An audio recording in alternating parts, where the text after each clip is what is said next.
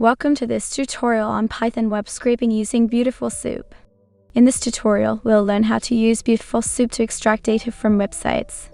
Beautiful Soup is a Python library that allows us to extract data from HTML and XML files.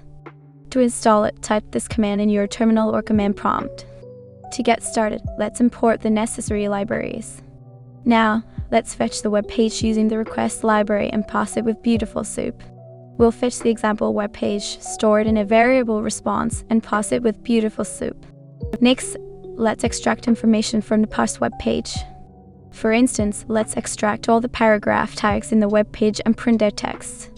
Similarly, we can extract all the links in the web page. Let's say we want to get the first heading of the page. We can do this using a find method.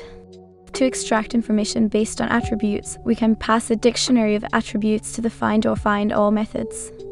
That's it.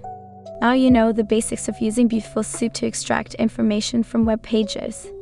In this tutorial, we learned how to install Beautiful Soup, fetch and pass a web page, and extract information based on different conditions.